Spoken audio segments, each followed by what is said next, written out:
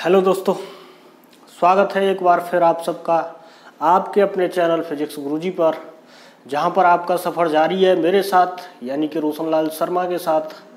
और आप लोग इस चैनल पर लगातार UP polytechnic, BTE UP polytechnic का सिलेबस फिजिक्स का पढ़ रहे हैं।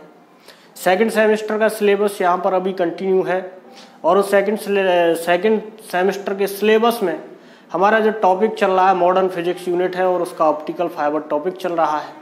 ऑप्टिकल फाइबर टॉपिक में हम लोगों ने कुछ पिछली वीडियो में थोड़ी सी जानकारी आप लोगों को दी थी और वो थोड़ी सी जानकारी ये थी कि हमने आपको ऑप्टिकल फाइबर की कंस्ट्रक्शन के बारे में बताया था कि ऑप्टिकल फाइबर एक केबल की तरह होता है और उसमें 3 पार्ट होते हैं, कोर, क्लैडिंग और प्लास्टिक जैकेट। तीनों की हमने आपको ज्योमेट्री बताई थी। कोर कैसी होती है, किसकी बनी होती है, क्या डायामीटर होता है, क्लैडिंग किसकी बनी होती है। चलिए मैं एक बार रिवाइज करा देता हूँ। कोर जो हमारी ग्लास या प्लास्टिक की बनी होती है, इसका डायामीटर 6 से 250 माइक्रोमीटर तक वेरी करता है। क्लैडिंग ये भी प्लास्टिक या ग्लास यानी ट्रांसपेरेंट मीडियम है, दोनों उसकी बनी होती है। इसका जो डायामीटर है वो थोड़ा सा कोर से ज़्यादा होता है, यानी कि 10 से 450 माइक्रोमीटर तक ही वेरी कर सकता है डिपेंडिंग अपॉन इट्स यूजेज। और तीसरी जो चीज़ होती थी प्लास्टिक जैकेट, वो सबसे आउटर पार्ट होता है ऑप्टिकल फाइबर का, जो हमारी कोर और क्लैडिंग की सुरक्षा करता है, उसको मजबूती प्रदान करता है। उसके बाद हमने ये भी पढ़ा था इस यूनिट में कि जो ऑप्टिकल फाइबर है उस ऑप्टिकल फाइबर का प्रिंसिपल क्या है। ऑप्टिकल फाइबर का प्रिंसिपल मैंने आप लोगों को बताया था। ऑप्टिकल फाइबर का प्रिंसिपल है टोटल इंटरनल रिफ्लेक्शन। तो चलिए, टोटल इंटरनल रिफ्लेक्शन हमने यहाँ तक पढ़ लिया है। अब हम आगे की बात करते हैं। आगे हमारे पास इस यूनिट का बहुत ही इम्पोर्टेंट टॉपिक है जिसके पेपर में आने की बहुत ज़्यादा उम्मीद होती है और आता भी है कई बार, और उस टॉपिक का नाम है एक्सेप्टेंस एंगल। एक्सेप्टेंस एंगल मतलब ग्राही कोण। एक ऐसा एंगल हम ऑप्टिकल फाइबर के लिए फाइंड करेंगे कि अगर लाइट उस एंगल के अंदर आती है तो ऑप्टिकल फाइबर में वो लाइट मूव करेगी, वरना ऑप्टिकल फाइबर में लाइट मूव नहीं करेगी। तो हमें वो एंगल फाइंड करना है कि वो एंगल क्या होना चाहिए जिस एंगल पर आने वाली लाइट को ऑप्टिकल फाइबर गैदर कर सके, ऑप्टिकल फाइबर में ट्रेवल कर सके वो लाइट। तो उसके लिए हम एक डेरिवेशन आज हम करने जा रहे हैं। तो चलिए शुरू करते हैं हम अपना नया टॉपिक, और टॉपिक का नाम है एक्सेप्टेंस एंगल।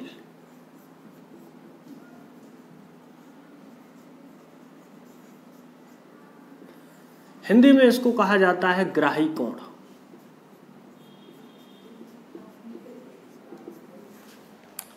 तो एक्सेप्टेंस एंगल, मान लिया हमारे पास ये एक ऑप्टिकल फाइबर है। ऑप्टिकल फाइबर में क्या होता है कि हमारा जो इनर वाला पार्ट है, हमने अभी पिछली वीडियो में बात की थी, ये इनर वाला पार्ट हमारा कोर कहलाता है, दिस इज कोर। और ये कोर के जो ऊपर वाला पार्ट होता है ये क्लैडिंग होता है। दोनों ट्रांसपेरेंट मीडियम होते हैं, बट डिफरेंस ये होता है कि इसकी रिफ्रैक्टिव इंडेक्स थोड़ी सी ज़्यादा होती है क्लैडिंग की रिफ्रैक्टिव इंडेक्स से, क्योंकि टोटल इंटरनल रिफ्लेक्शन कराना है हमें तो लाइट हमारी डेंसर टू रेयर मीडियम जानी चाहिए, पहली कंडीशन। दूसरी कंडीशन टोटल इंटरनल रिफ्लेक्शन के लिए कि जो एंगल ऑफ इंसिडेंस है डेंसर मीडियम में वो क्रिटिकल एंगल से ज़्यादा होना चाहिए। उम्मीद है आप लोगों को दोनों कंडीशन याद होंगी जो मैंने पिछली वीडियो में आपको बताई है। तो ये हमारे पास क्लैडिंग और इसका ये इनर वाला पार्ट कोर। सपोज इसकी रिफ्रैक्टिव इंडेक्स n1 है, इसकी रिफ्रैक्टिव इंडेक्स n2 है। और जो ऑप्टिकल फाइबर के जो बाहर का ये मीडियम है, ये सपोज एयर है और इसकी रिफ्रैक्टिव इंडेक्स n0 है, या कोई भी मीडियम है, मैं एयर नहीं कुछ भी मान लेता हूं जिसकी रिफ्रैक्टिव इंडेक्स n0 है। तो ये n0 मैंने यहां पे लिख दी, चलो। और ये क्या है, ये हमारे ऑप्टिकल फाइबर की कोर जो है उसका एक्सिस है, ठीक। हमें क्या है कि इसके अंदर लाइट एंटर करानी है। तो देखिए लाइट बाहर से आ रही है इस मीडियम में से, इस मीडियम में से सीधी भी एंटर करेगी इसके पास, ऐसे भी किसी एंगल पे एंटर करेगी, ऐसे भी किसी एंगल पे एंटर करेगी, क्योंकि यहाँ तो पूरे में लाइट है तो किसी भी एंगल पे लाइट इसके अंदर प्रवेश कर सकती है। बट हमें उस एंगल की वैल्यू फाइंड करनी है कि मैक्सिमम। देखो भाई, जो सीधी इसमें एंटर करेगी वो तो जाएगी आसानी से, पार निकल जाएगी, सीधी स्ट्रेट लाइन में जाएगी। बट अगर किसी एंगल पे आएगी तो यहाँ पे क्या होगा, उसका रिफ्रैक्शन हो जाएगा। अगर वो रिफ्रैक्शन इस तरह से हुआ कि टोटल इंटरनल रिफ्लेक्शन है, तब तो ये लाइट इसमें एंटर करके जाएगी और मूव करेगी। अगर लाइट टोटल इंटरनल रिफ्लेक्शन नहीं करती है तो यहाँ से रिफ्रैक्ट होगी और कोर के थ्रू बाहर आ जाएगी, इसके क्लैडिंग के थ्रू बाहर आ जाएगी, यानी कि ऑप्टिकल फाइबर के अंदर, कोर के अंदर ट्रेवल नहीं करेगी। तो हमें फाइंड क्या करना है, हमें ये चीज फाइंड करनी है कि यहाँ पर कितना मैक्सिमम एंगल होना चाहिए जिस पे लाइट आए और उसके अंदर, सपोज ये एंगल आया मेरे पास बन के इधर, तो जितना ही एंगल इधर से ले लें हम, तो इसके अंदर जितनी भी लाइट आएगी वो सब इस कोर के अंदर ट्रेवल करेगी, और इसके बाहर किसी एंगल पर लाइट आएगी तो वो रिफ्रैक्शन के थ्रू हमारे ऑप्टिकल फाइबर से बाहर चली जाएगी। तो हमें फाइंड करना है ये एंगल कितना होना चाहिए, ये एंगल किन किन चीजों पर डिपेंड करता है। तो मैं चलिए डायग्राम को पूरा कर देता हूं पहले। तो मान लिया हमारे जो एंगल है वो ये एंगल आई है, जिसको हम एक्सेप्टेंस एंगल कह रहे हैं। चलो आई ए कह देते हैं, आई सिंपल लग रहा है तो आई ए हमने कह दिया, एक्सेप्टेंस एंगल। ये पॉइंट ए है। अगर मैं इस बाउंड्री पे बात करूं यहां पर, तो भाई इसके बाहर मीडियम अलग था, इसके अंदर मीडियम अलग है, तो इसके अंदर क्या होगा, रिफ्रैक्शन होगा, लाइट का रिफ्रैक्शन होगा, तो ये नॉर्मल है। ये मीडियम रेयर है सपोज और ये मीडियम डेंस है, तो ये लाइट क्या है कि ये जानी तो ऐसे चाहिए थी सीधी, बट ये सीधी ना जाके इस नॉर्मल की तरफ थोड़ी सी बेंड होगी, तो मैंने इसको नॉर्मल की तरफ थोड़ा सा बेंड किया ऐसे, और ऐसे चली गई ये लाइट। ठीक, अगर ये एंगल इंसिडेंस है तो ये एंगल ऑफ रिफ्रैक्शन होगा। चलिए इस एंगल की वैल्यू अभी पता करेंगे क्या होगी।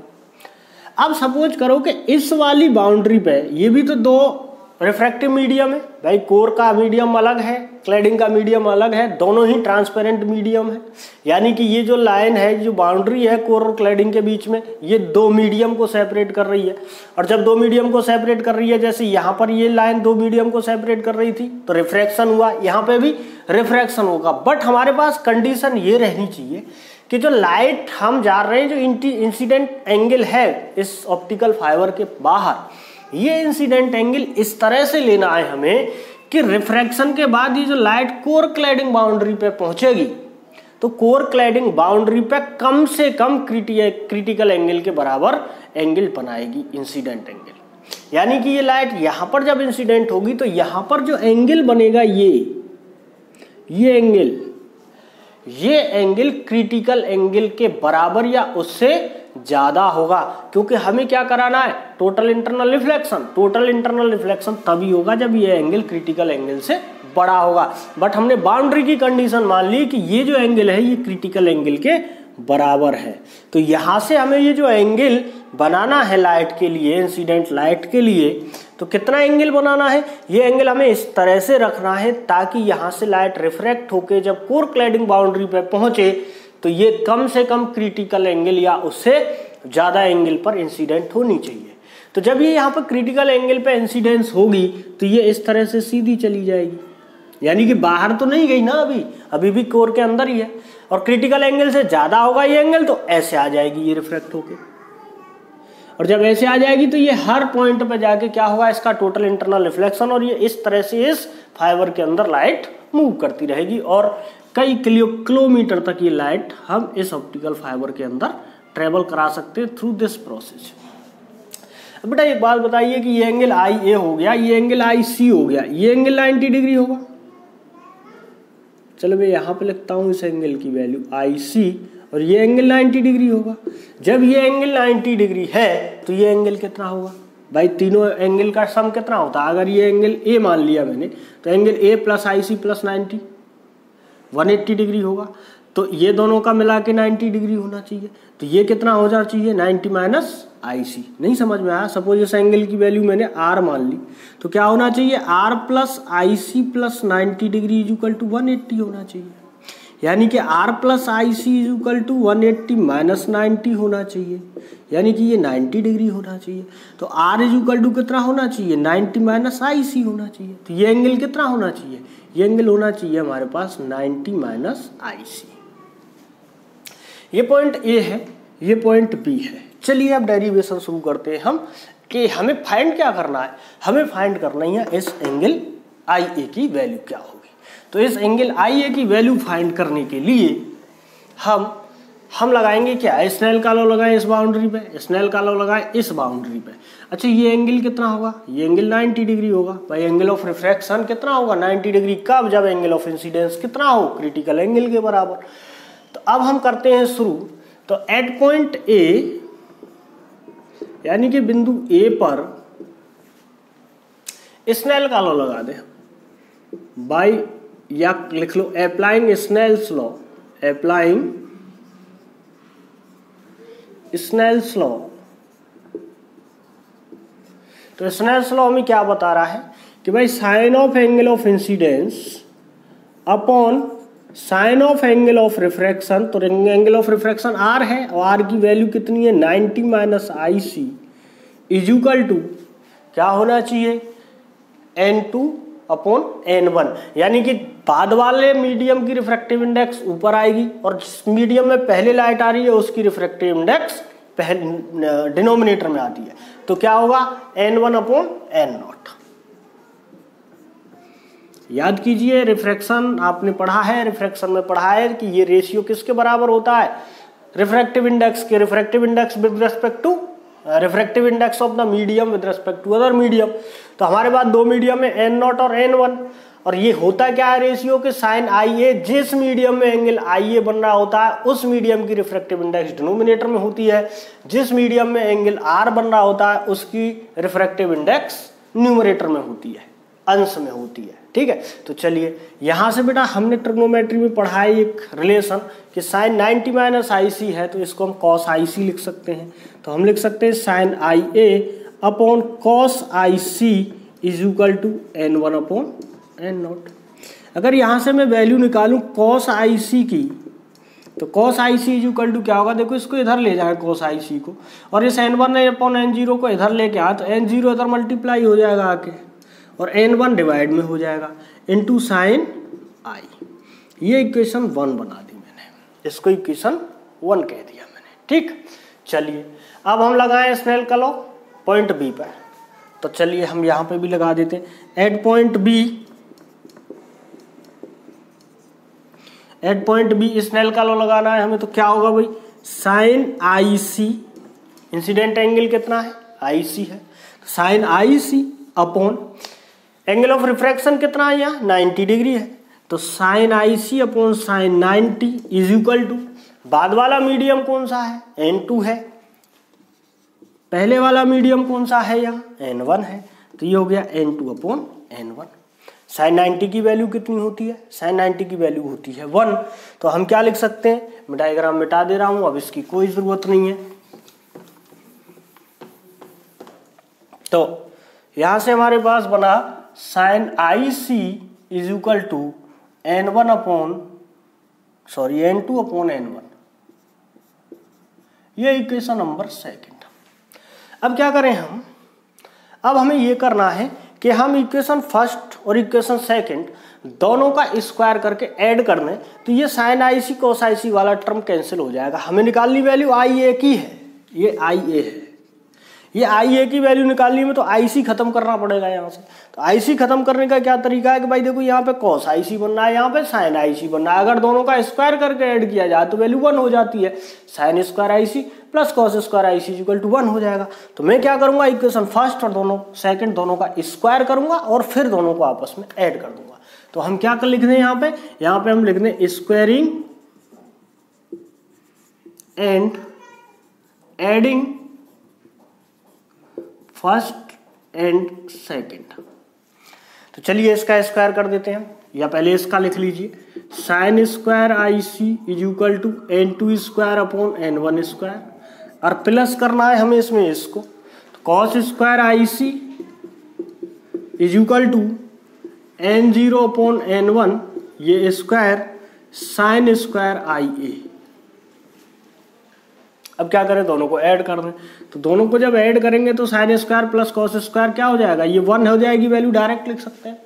चलिए एक लाइन और बढ़ा देता हूँ, sign square I C plus cos square I सी, ये तो इधर आया, इधर क्या बचा, इधर बचा N2 square upon N1 square plus N0 square upon N1 square sine square I A. इसकी वैल्यू 1, इसको इधर लाऊं तो माइनस हो जाएगा n2 square upon n1 square is equal to n0 square upon n1 square sine square IA। यहाँ से LCM लूँ n1 स्क्वायर तो n1 square minus n2 square upon n1 square is equal to n0 square upon n1 square sine square IA। अब देखिए ये n1 square से n1 square cancel हो गया, क्या बचा, इसको मिटा लेते हैं थोड़ा सा।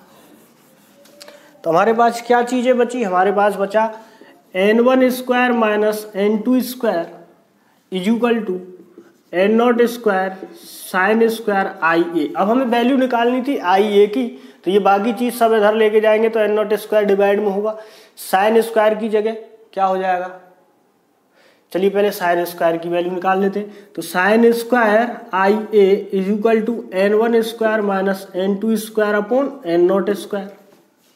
अगर यहाँ से वैल्यू निकालूं मैं साइन A की, साइन IA की, तो ये स्क्वायर इधर अंडर रूट कर देंगे, n1 square minus n2 square upon n0 square.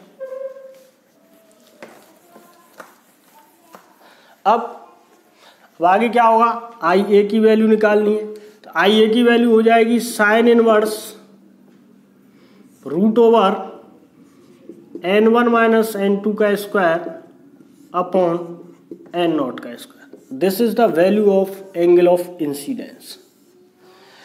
यानी कि बात क्या है कि अगर हमारा एंगल ऑफ इंसिडेंस किस पे डिपेंड कर रहा है, एंगल ऑफ इंसिडेंस पहली बार डिपेंड कर रहा है तीनों मीडियम की रिफ्रैक्टिव इंडेक्स पे। अगर उसके बाहर हमारा मीडियम एयर है, if the medium external to fibre is air, then n0 को हम 1 मान सकते हैं। एयर का रिफ्रैक्टिव इंडेक्स अप्रोक्सीमेटली हम 1 मान लेते हैं, तो IA इक्वल टू हम लिख सकते हैं sine inverse root over n1 square minus n2 square.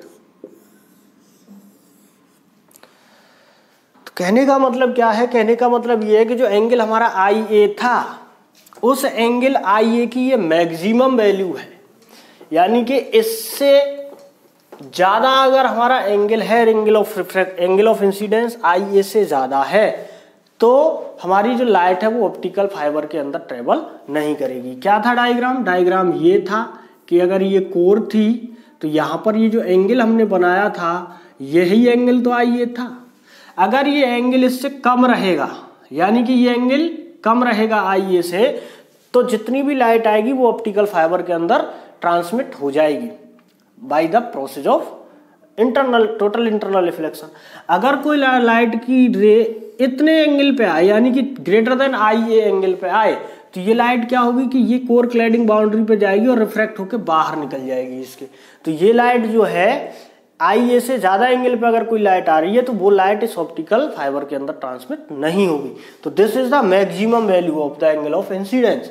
तो इससे कम एंगल पर जितनी भी लाइट आएगी वो सारी लाइट क्या होगी, ऑप्टिकल फाइबर के अंदर ट्रांसमिट होगी through the total internal reflection. समझ में आ गई बात। इस IA को हम कहेंगे एक्सेप्टेंस एंगल, या हिंदी में हम इसको कहेंगे ग्राही कोण।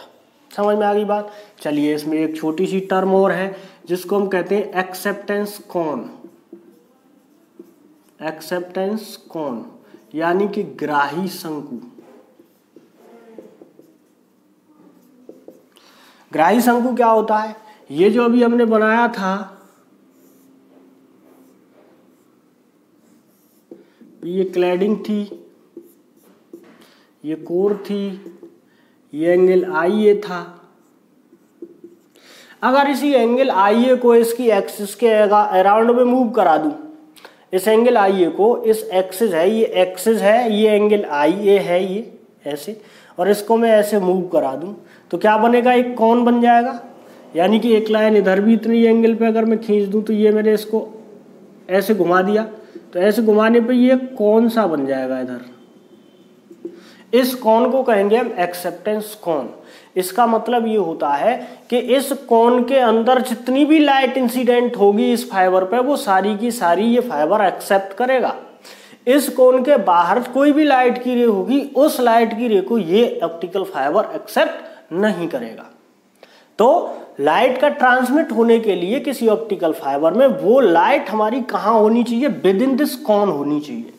अगर इस कोन से बाहर है तो लाइट को फाइबर हमारा एक्सेप्ट नहीं करेगा, यानी कि वो लाइट इस फाइबर के अंदर ट्रांसमिट नहीं होगी। तो this acceptance cone, this is called acceptance cone because optical fibre only accept the lights which incident beyond this cone, which incident in this cone.